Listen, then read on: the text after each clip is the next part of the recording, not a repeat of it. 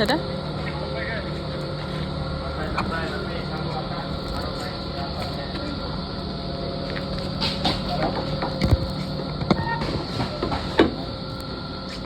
Wih. Kenapa dia nak berangkat aku?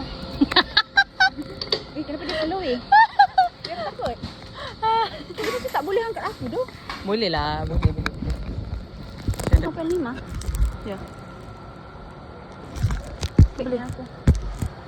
Masih kecil ke sudah? Aisyah.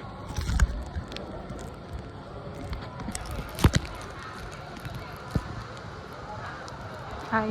Hello. We are going to? Wah. Kenapa dia ketak? I don't like dia ketak-ketak. Oh, dia pergi point yang paling atas. We've been there. Oh my god. Yes, that's why. This is itu paling tinggi tau, Frankfurt. Nampak? We were there Oh my just God. now.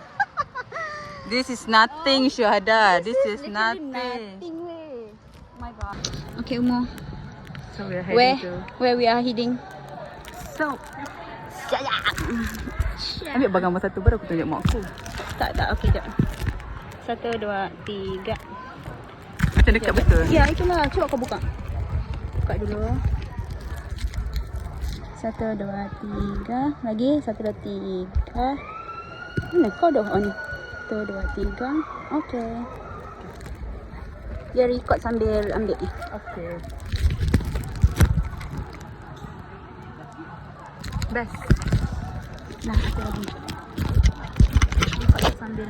1, 2, 3. Aku tak suka kat sini. Nak apa? 1, 2, 3. Jangan ke tepi betul. 1, 2, 3. Oh, begini mau. Tak tenang.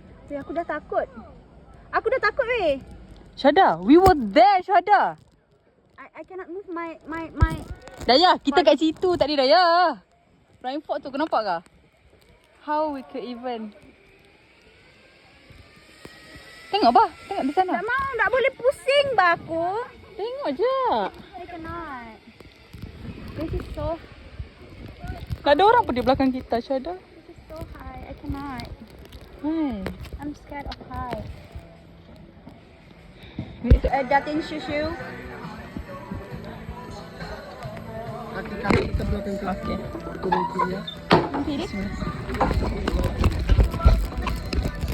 Panjang dulu.